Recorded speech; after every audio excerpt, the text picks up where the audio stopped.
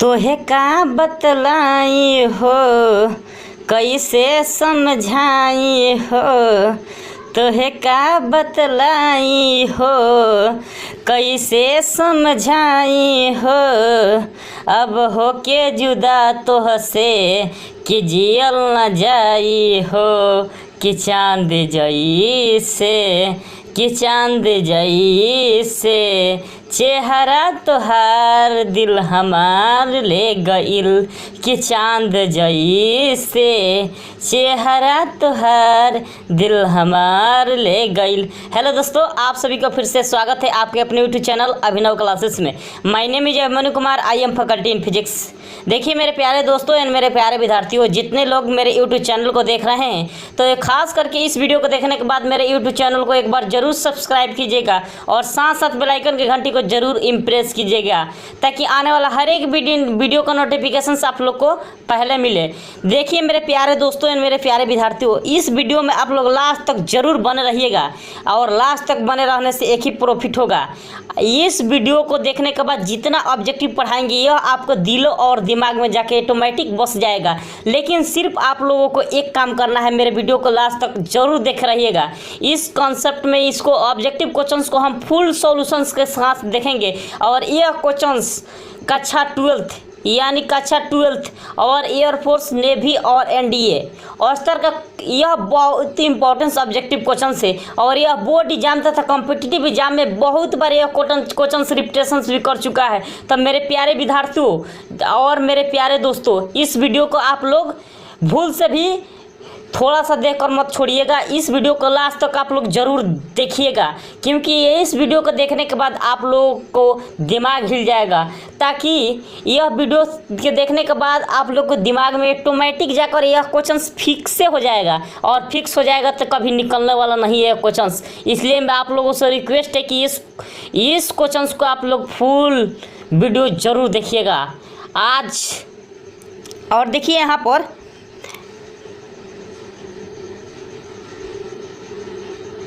तो देखिए स्टूडेंट्स, यहाँ पर आपका पहला क्वेश्चन से आवेशन की क्रिया किसके स्थानांतरण के कारण होता है। अब देखिए यहाँ पर जो आवेशन की क्रिया होता है किसके स्थानांतरण के कारण होता है। मान लेते हैं यहाँ पर कोई गोला है, क्या है, कोई गोला है, तो हम गोला पर क्या देते हैं, कोई आवेश देते हैं, यानी गोला को हम क्या कर देते हैं, आवेशित कर देते हैं। जब हम गोला को आवेशित कर देते हैं तो जो यहाँ पर चार्ज का फ्लो होता है वह इलेक्ट्रॉन के कारण होता है। किसके कारण होता है, इलेक्ट्रॉन के कारण होता है। तो 27 का सेंस रह जाएगा बी, तो यानी 27 का सेंस क्या रह जाएगा, बी।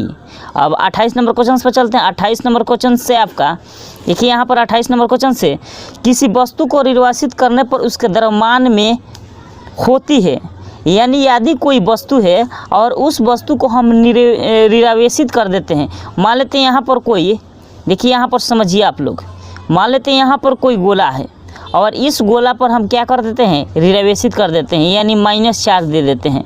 तो इसका द्रव्यमान में कमी होता है कि वृद्धि होता है कि नियत रहता है कि इनमें से कोई नहीं।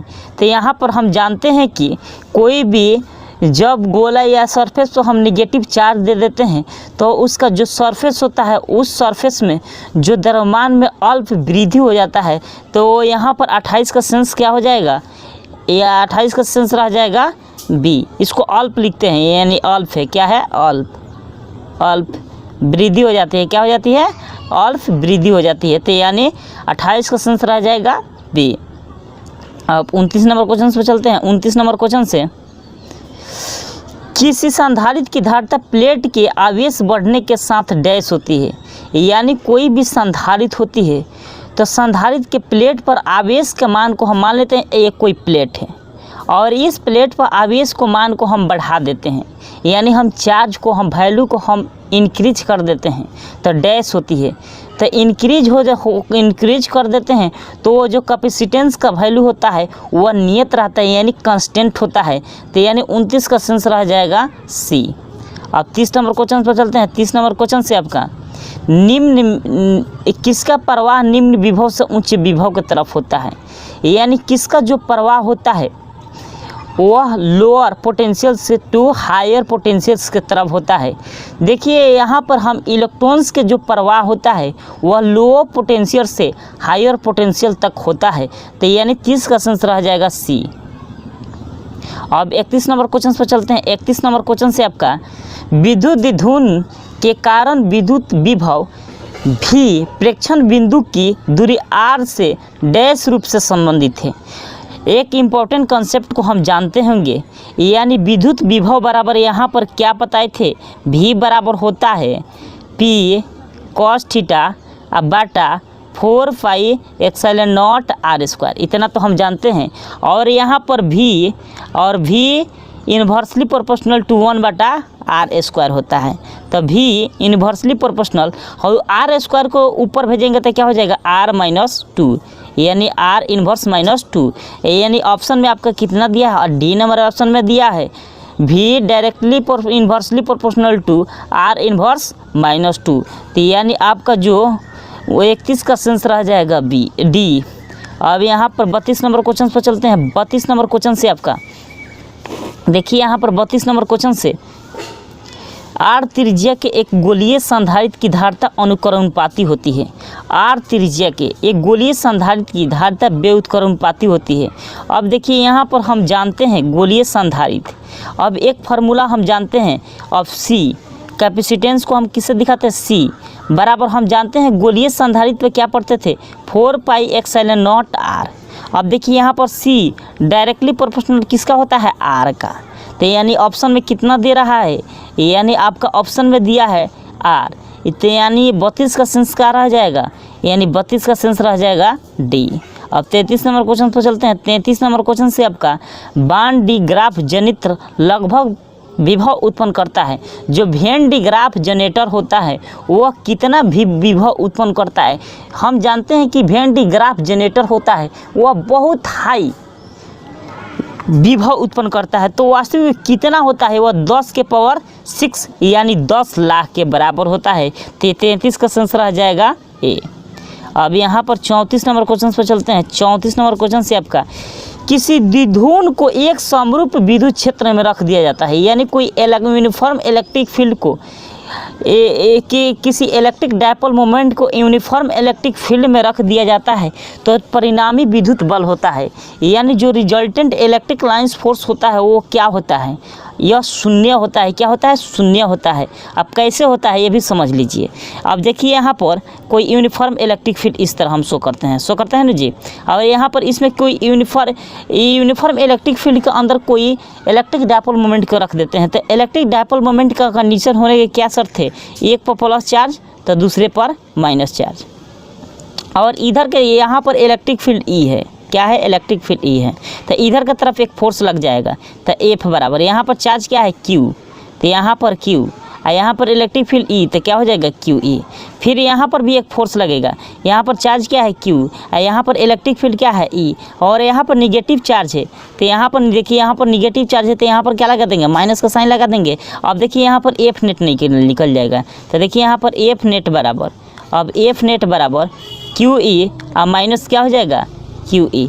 अब देखिए यहाँ पर वैल्यू कितना आ गया, 0 के बराबर आ गया। जो यहाँ पर परिणामी विद्युत बल होगा वह क्या होगा, 0 के बराबर होगा, यानी 34 का सेंस रह जाएगा बी। अब 35 नंबर क्वेश्चन पर चलते हैं। 35 नंबर क्वेश्चन से किसी आवेशित खोखला चालक के भीतर विद्युतीय तीव्रता का मान क्या होता है। मान लेते हैं यहाँ पर कोई आवेशित खोखला गोला चालक है, ये भी खोखला गोला कैसा है, चालक है, और इसके जो अंदर वाले पार्ट्स में विद्युत क्षेत्र का तीव्रता का वैल्यू होता है वो 0 होता है, क्योंकि इसके सतह पर आवेश है लेकिन इसके अंदर वाले पार्ट्स में कोई भी आवेश नहीं है, तो अंदर वाले क्षेत्र में विद्युत क्षेत्र का तीव्रता का वैल्यू किसके बराबर होगा, 0 के बराबर होगा, यानी 35 का सेंस रह जाएगा बी, यानी 35 का सेंस क्या रह जाएगा बी। अब यहाँ पर 36 नंबर क्वेश्चन पर चलते हैं। 36 नंबर क्वेश्चन से एक समान विद्युत क्षेत्र में एक इलेक्ट्रॉन तथा फोटॉन को रख दिया जाता है, तो इलेक्ट्रॉन तो फोटॉन के त्वरणों का अनुपात क्या होता है, यानी रेशियो क्या होता है, इलेक्ट्रॉन्स और फोटॉन्स के रेशियो पूछ रहा है। और सबसे पहले यहाँ पर यूनिफॉर्म इलेक्ट्रिक फील्ड बना लेंगे और इस यूनिफॉर्म इलेक्ट्रिक फील्ड के अंदर किसको रख देते हैं, इलेक्ट्रॉन्स को भी रख देते हैं और फोटोन को भी रख देते हैं। तो यहाँ पर पूछ रहा है कि त्वरणों का अनुपात क्या होगा, तो यहाँ पर लिखेंगे मास ऑफ फोटोन बटा मास ऑफ इलेक्ट्रॉन्स, इसका रेशियो होता है। तो यानी आपका 36 का सेंस क्या रह जाएगा, सी। अब यहाँ पर 37 नंबर क्वेश्चन पर चलते हैं। 37 नंबर क्वेश्चन से एक स्टेट कूलम डैश के बराबर होता है। अब देखिए यहाँ पर एक कूलम बराबर क्या होता है, 3 × 10 के पावर 9। अब एक स्टेट कूलम कितने के बराबर होता है, 1 ESU बराबर क्या हो जाएगा, 1/3 गुणे यहाँ पर प्लस में ऊपर जाएगा तो क्या हो जाएगा, 10 के पावर -9। तो क्या हो जाएगा 1/3 गुणे 10 के पावर -9, यानी आपका 37 का सेंस क्या रह जाएगा, 37 का सेंस रह जाएगा डी। अब 38 नंबर क्वेश्चन पर चलते हैं। 38 नंबर क्वेश्चन से NTP T बराबर 273 केल्विन तथा P बराबर 1 एटमॉस्फेरिक प्रेस ATM पर Y के प्रावेदुत वंकित 3 × 10 के पावर 6 वोल्ट पर मीटर इन्वर्स है। 3 × 10 के पावर 6 वोल्ट मीटर इन्वर्स है। तो 3 मीटर त्रिज्या वाले एक गोलीय चालक के दिए गए अधिकतम आवेश का विभव होगा। इस पर अधिकतम आवेश क्या होगा और अधिकतम विभव क्या होता है, यानी आवेश और विभव के वैल्यू को हमको निकालना है। तो देखिए यहाँ पर हम कैसे निकालते हैं। तो सबसे पहले यहाँ पर गोला माना हुआ है, तो यहाँ पर कोई गोला बना लेते हैं, यहाँ पर कोई गोला बना लेते हैं और इस गोला पर कितना इलेक्ट्रिक फील्ड है, इलेक्ट्रिक फील्ड का वैल्यू दिया है, यानी ई का वैल्यू कितना दिया है, 3 × 10 के पावर -6, यानी 3 × 10 के पावर -6 वोल्ट मीटर इन्वर्स दिया है। अब देखिए यहाँ पर त्रिज्या क्या दिया है, यानी आर का वैल्यू कितना दिया है, 3 मीटर दिया है। अब हमको क्या निकालना है, यानी चार्ज का वैल्यू निकालना है, यानी आवेश कितना होगा, ये इस गोला के सतह पर आवेश कितना कूलम के आएगा। तो देखिए यहाँ पर ई बराबर हम फार्मूला एक जानते हैं, Q बटा क्या होता है 4πε0 r², इतना तो हम जानते हैं। और इलेक्ट्रिक फील्ड का वैल्यू कितना दिया है, 3 × 10 के पावर -6, 3 × 10 के पावर 6 दिया है, 3 × 10 के पावर 6 बराबर यहाँ पर Q का वैल्यू नहीं दिया है, निकालना है। और देखिए यहाँ पर 4πε0, तो यहाँ पर क्या करते हैं, 4πε0 को यहाँ पर 1/4πε0 को बाहर निकाल लेते हैं, तो यहाँ पर क्या बचेगा, Q बटा r², इतना बचेगा। अब देखिए यहाँ पर कितना बचा हुआ है, 3 × 10 के पावर 6 इंटू, अब 1/4πε0 का वैल्यू क्या होता है, 9 × 10 के पावर 9 और Q, अब बाटा यहाँ पर त्रिज्या कितना है, यानी दूरी कितनी, त्रिज्या कितना है 3, यानी 3 के होल स्क्वायर। तो देखिए यहाँ पर क्या हो जाएगा, 3 × 10 के पावर 9 और गुणे, अब देखिए यहाँ पर 9 × 10 के पावर 9 और गुणे Q बटा 9। तो देखिए 9 से 9 क्या हो जाएगा, कैंसिल हो जाएगा। तो क्या बचेगा, अब Q को यहाँ पर Q बचा हुआ है, तो Q को इधर लाएंगे, तो क्या हो जाएगा 3 × 10 के पावर 6 × 10 के पावर 9, इतना हो जाएगा। अब देखिए यहाँ पर, अब यहाँ पर क्या करेंगे, अब देखिए यहाँ पर क्या होगा, अब घटा लेंगे तो यहाँ पर क्या बचेगा, 10 के पावर -9। देखिए यहाँ पर क्या हो जाएगा आपका, देखिए यहाँ पर Q का वैल्यू आ जाएगा आपका 3 × 10 के पावर, अब देखिए यहाँ पर 6 में से 9 को घटाइएगा तो कितना होगा, यानी 6 में से -9 को घटाएंगे तो क्या हो जाएगा, -3, यानी -3 कूलम का आवेश इस गोला पर बचेगा। कितना कूलम का बचेगा, 3 × 10 के पावर -3 कूलम का आवेश इस गोला के सतह पर बचेगा। तो देखिए यहाँ पर तो हम जान गए। अब देखिए यहाँ पर तो यानी आपका ऑप्शन में कितना दिया, 3 × 10 के पावर -3, तो आपका आंसर आपका ए भी हो सकता है, यानी ए नंबर सेंस हो सकता है, यानी कूलम में दिया है तो ए भी हो सकता है। और देखिए यहाँ पर अभी कितना वोल्ट होगा, ये देखिए यहाँ पर मिस्टेक हो गया, 9 × 10 के पावर 6 होना चाहिए, तो यहाँ पर 6 होगा। अब देखिए यहाँ पर ऑप्शन नंबर ए दिख रहा है, यानी 3 × 10 के पावर -3 आ गया है, यानी जो चार्ज होगा गोला पर 3 × 10 के पावर -3 कूलम का चार्ज होगा उस गोला के सतह पर। अब देखिए यहाँ पर अब विभव के वैल्यू को निकालना है। तो देखिए यहाँ पर विभव के वैल्यू को कैसे निकालते हैं। v बराबर हम जानते हैं क्या होता है, q बटा 4 पाई एक्साइलन नॉट r। अब देखिए यहाँ पर v बराबर और 4 पाई एक्साइलन नॉट को हम बाहर निकाल देते हैं, 1 बटा 4 पाई एक्साइलन नॉट और q बटा r। अब देखिए 1 बटा 4 पाई एक्साइलन नॉट का वैल्यू कितना होता है, 9 गुणे 10 के पावर 9, 9 गुणे 10 के पावर 9। और यहाँ पर q का वैल्यू कितना होता है, q का वैल्यू यहाँ पर चार्ज का वैल्यू कितना मंगाए हुए हैं, अभी सॉल्व किए थे तो कितना आया था, 3 गुणे 10 के पावर -3। और यहाँ पर दूरी का वैल्यू कितना आया था, 3। अब देखिए तो यहाँ पर क्या होगा, 3 से 3 क्या हो जाएगा, कैंसिल हो जाएगा। तो क्या बचेगा, 9 गुणे 10 के पावर, अब 9 में से 6 को घटाइएगा तो कितना बचेगा, यानी 9 में से 6 को 9 में से 3 को घटाइएगा तो कितना बचेगा, 6, यानी 9 गुणे 10 के पावर 6।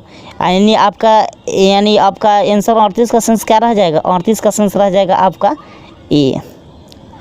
अब 39 नंबर क्वेश्चन पर चलते हैं। 39 नंबर क्वेश्चन से आपका 5 सेमी त्रिज्या के एक धातु का गोला को इस प्रकार आवेशित किया जाता है जिसका पृष्ठ विभव 10 वोल्ट तथा गोला के केंद्र से 2 सेंटीमीटर दूरी पर विभव क्या होगा। मान लेते हैं यहाँ पर कोई गोला है और गोला है तो गोला का कुछ ना कुछ केंद्र होता है, यहाँ पर केंद्र है और इस गोला के केंद्र से इस गोला के केंद्र से 2 मीटर दूरी पर विभव क्या है, 2 मीटर दूरी पर, और त्रिज्या कितना है इस गोला का, 5 मीटर है, 5 सेंटीमीटर है। और यहाँ पर 2 सेंटीमीटर यानी 2 सेंटीमीटर दूरी पर पूछ रहा है कि विद्युत विभव का वैल्यू क्या होता है। और इस गोला के सतह पर कितना वोल्ट का विभव है, 10 वोल्ट का है। कितना वोल्ट का है, 10 वोल्ट का है। तो यहाँ पर जो भी इस गोला के अंदर वाले पार्ट्स में जो भी विभव का वैल्यू होगा वह 10 वोल्ट ही होगा। तो यानी जो आपका 29 का सेंस रह जाएगा वह बी रह जाएगा, 10 वोल्ट। अब 40 नंबर क्वेश्चन पर चलते हैं। 40 नंबर क्वेश्चन से धातु के 9 सेंटी त्रिज्या के गोला पर 4 गुणे 10 के पावर -6 कूलम का आवेश दिया जाता है तो आवेशी चालक की स्थित ऊर्जा क्या होगी।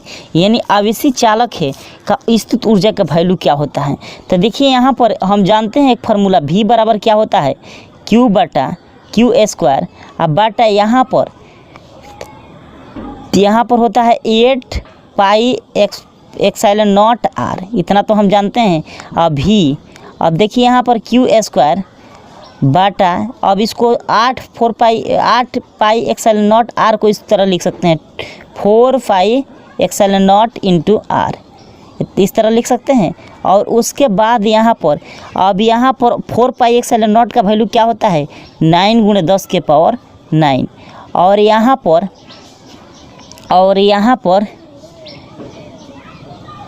9, और यहाँ पर देखिए यहाँ पर अब यहाँ पर Q का वैल्यू कितना दिया है, चार्ज का वैल्यू कितना दिया है, 4 गुणे 10 के पावर -6 के होल स्क्वायर।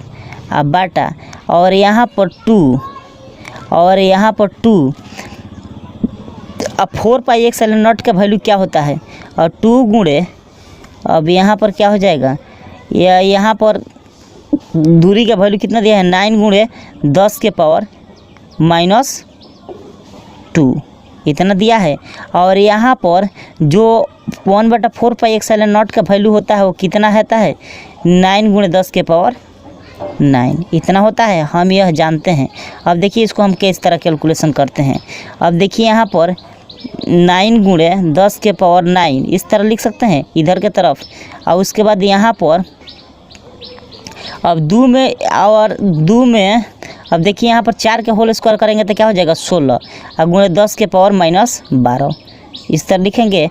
उसके बाद यहाँ पर 9 गुणे 10 के पावर -2।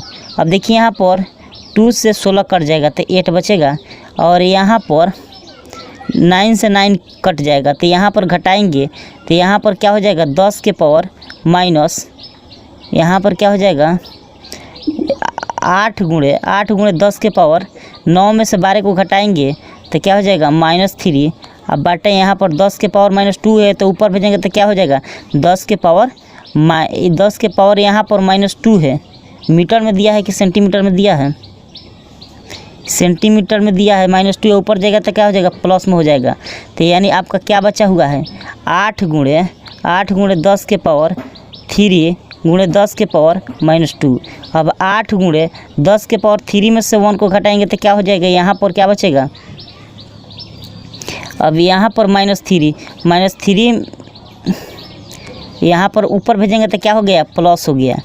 अब देखिए यहाँ पर प्लस हो गया, तब देखिए 3 में से घटाएंगे तो क्या हो जाएगा, यहाँ 2 हो गया, यानी 10 के पावर क्या बचेगा -2 बचेगा, क्योंकि यहाँ पर 9 गुणे क्या हो जाएगा, इससे सेंटीमीटर में बचेगा 9 सेंटीमीटर, 9 गुणे 10 के पावर -2 हो जाएगा।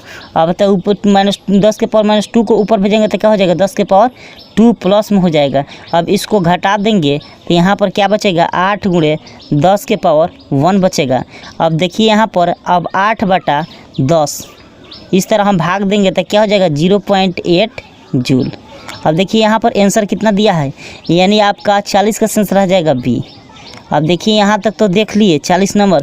अब 41 नंबर क्वेश्चन पर चलते हैं। 41 नंबर क्वेश्चन से आपका 41 नंबर क्वेश्चन क्या है, यदि किसी गोला के अंदर +Q आवेश दिया जाता है तो उस गोला से गुजरने वाला कुल फ्लक्स का मान क्या होता है। ये गोला है और इस गोला पर हम Q चार्ज दे देते हैं, तो पूछ रहा है कि विद्युत फ्लक्स का मान क्या होता है। हम फ्लक्स बराबर फाई बराबर हम जानते हैं क्या होता है 1/4 एप्सिलॉन नॉट गुना होता है। और इसमें गोला पर कौन सा आवेश दे रहे हैं +Q आवेश दे रहे हैं, तो इसमें Q से गुणा कर देते हैं 1/एप्सिलॉन नॉट गुणे Q, तो क्या हो जाएगा Q/एप्सिलॉन नॉट। तो यानी आपका 41 का सेंस रह जाएगा ए। अब देखिए यहाँ पर 42 नंबर क्वेश्चन पर चलते हैं। 42 नंबर क्वेश्चन से आपका समविभव पृष्ठ से किन्हीं दो बिंदुओं के बीच या आवेश के हस्तांतरण में किया गया कार्य क्या होता है। यानी जो इक्विपोटेंशियल सरफेस होता है वह किसी भी बिंदु पर जब एक समान होता है तो वहाँ पर जो वहाँ पर किया गया कार्य का वैल्यू होता है वो हमेशा 0 के बराबर होता है। तो यानी 42 का सेंस रह जाएगा सी। मान लेते हैं यहाँ पर जो इक्विपोटेंशियल सरफेस होगा इस पॉइंट पर, मान लेते हैं यहाँ पर भी इक्विपोटेंशियल सरफेस निकालेंगे और इस पॉइंट पर भी निकालेंगे। तो मान लेते हैं इस गोला है तो गोला का कुछ ना कुछ सेंटर होता है, सेंटर यहाँ पर है और यहाँ से लेकर यहाँ तक मान लेते हैं इस पॉइंट पर इक्विपोटेंशियल सरफेस निकालेंगे, फिर इस पॉइंट पर निकालेंगे और इस पॉइंट पर निकालेंगे और इस पॉइंट पर निकालेंगे, यानी सभी पॉइंट पर इक्विपोटेंशियल सरफेस निकालेंगे तो सभी पर एक समान आता है। तो वहाँ पर जो समविभव पृष्ठ के द्वारा किया गया कार्य का वैल्यू होगा वो हमेशा 0 के बराबर होता है। तो यानी 42 का सेंस रह जाएगा सी। अब 43 नंबर क्वेश्चन पर चलते हैं। 43 नंबर क्वेश्चन से विद्युत क्षेत्र की दिशा किस दिशा में होती है। जो इलेक्ट्रिक लाइंस फील्ड्स का डायरेक्शंस होता है वह किधर से किधर होता है। विद्युत क्षेत्र की दिशा जिस दिशा में विभव का मान महत्तम दर से घटता है, यानी जिस डायरेक्शंस में इलेक्ट्रिक पोटेंशियल्स का जो पोटेंशियल्स का मान होता है वो महत्तम दर से डिक्रीज करता है वो उधर की तरफ दिशा होती है विद्युत क्षेत्र के। विद्युत क्षेत्र की दिशा किस दिशा में होती है। विद्युत क्षेत्र की दिशा विभव का महत्तम दर से क्या होती है घटती है।